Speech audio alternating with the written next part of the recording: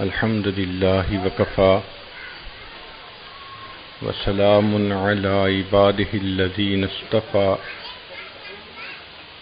أما بعد أعوذ بالله من الشيطان الرجيم بسم الله الرحمن الرحيم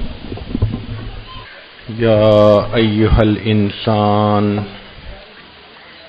ما غرك بربك الكريم سبحان ربك رب العزة عما يصفون وسلام على المرسلين والحمد لله رب العالمين اللهم صل على سيدنا محمد وعلى آل سيدنا محمد وبارك وسلم اللهم صل على سيدنا محمد وعلى آل سيدنا محمد وبارك وسلم اللهم صل على سيدنا محمد وعلى آل سيدنا محمد وبارك وسلم۔ اللہ رب العزت نے ہر انسان کو ایک دھڑکتا ہوا دل عطا کیا ہے، تو انسان جذبات اور احساس رکھنے والی ہستی ہے۔ چنانچہ انسان جب قریب رہتا ہے تو ایک دوسروں سے فطرتی طور پر محبت کرتا ہے۔ یہ محبت کا جذبہ اللہ رب العزت نے ہر بندے کو عطا کیا ہے۔ دل بہر محبت ہے محبت یہ کرے گا، لاکھ اس کو بچا تو یہ کسی پر تو مرے گا۔ مخلوق میں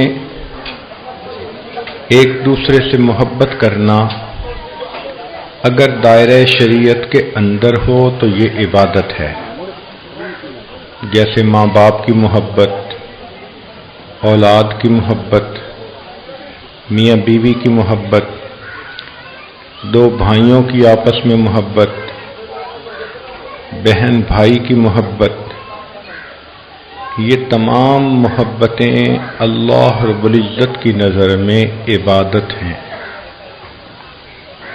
ان محبتوں میں ایک محبت سب سے زیادہ قوی ہوتی ہے، اس کو کہتے ہیں ماں کی محبت، ماں کی مامتا۔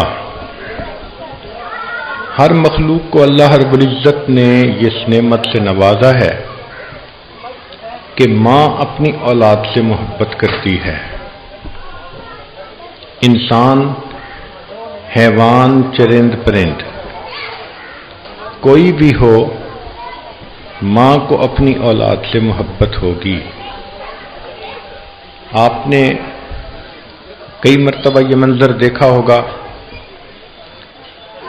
کہ ایک مرغی اپنے بچوں کے ساتھ پھر رہی ہے، دور سے کہیں بلی نظر آتی ہے تو وہ مرغی بچوں کے سامنے اپنے پر پھیلا کر کھڑے ہو جاتی ہے، اس بلی کے ساتھ مقابلے کے لیے تیار ہو جاتی ہے۔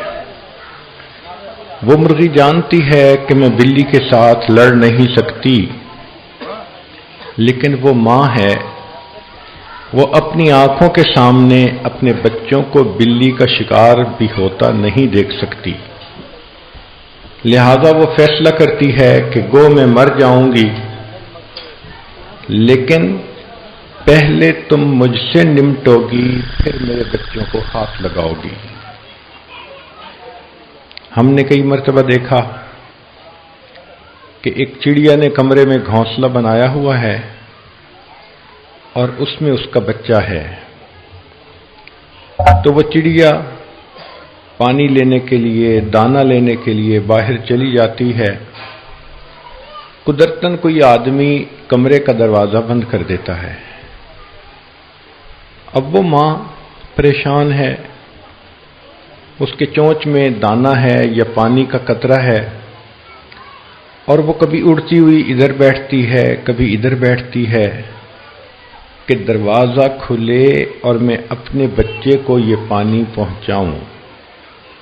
حالانکہ بار بار اڑنے سے اس کو خود پیاس لگی ہوئی ہے اور پانی اس کی چونچ میں ہے، مگر وہ پانی خود نہیں پیتی، اپنے بچے کے لیے بچا کے رکھتی ہے، اور جیسے ہی دروازہ کھلتا ہے وہ اسی وقت اندر جا کر اپنے بچے کے منہ میں پانی ڈال دیتی ہے۔ حدیث مبارکہ میں ایک واقعہ بھی آیا ہے کہ ایک صحابی رضی اللہ تعالیٰ عنہ نبی اسلام کی خدمت میں حاضر ہو رہے تھے۔ انہوں نے راستے میں ایک درخت پر گھونسلہ دیکھا جس میں چھوٹے چھوٹے بڑے خوبصورت بچے تھے۔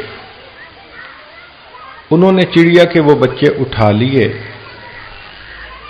اور چل پڑے۔ چڑیا کہیں دانہ چگنے کے لیے گئی ہوئی تھی۔ تھوڑی دیر کے بعد انہوں نے محسوس کیا کہ جیسے ان کے سر کے اوپر ایک چڑیا اڑ رہی ہے اور آوازیں نکال رہی ہے۔ وہ اس آواز کو نہ سمجھے کہ یہ مجھے کیا میسج دے رہی ہے، چلتے گئے، چڑیا بھی ان کے سر پہ چکر لگاتی رہی، آواز نکالتی رہی، حتیٰ کہ کچھ دیر کے بعد وہ تھکی ہوئی چڑیا ان کے کندھے پر آ کر بیٹھ گئی۔ انہوں نے اس چڑیا کو بھی پکڑ لیا۔ پھر ان سب کو لے کر وہ نبی علیہ الصلوۃ والسلام کی خدمت میں آئے۔ صحابہ رضی اللہ عنہم کی ایک خوبصورت عادت تھی کہ جب کوئی نئی بات پیش آتی تھی تو وہ اللہ کے پیارے حبیب صلی اللہ علیہ وسلم سے اس بات کے جواب پوچھتے تھے۔ چنانچہ اس صحابی نے نبی علیہ الصلوۃ والسلام کی خدمت میں عرض کیا کہ اے اللہ کے حبیب صلی اللہ علیہ وسلم، میرے ساتھ یہ واقعہ پیش آیا۔ تو نبی علیہ الصلوۃ والسلام نے انہیں یہ بات سمجھائی کہ دیکھو، ماں دانہ چگنے کے لیے گئی ہوئی تھی، تم نے بچوں کو پکڑ لیا، ماں واپس آئی تو گھونسلہ خالی دیکھا، پریشان ہو کر وہ بچوں کی تلاش میں نکلی۔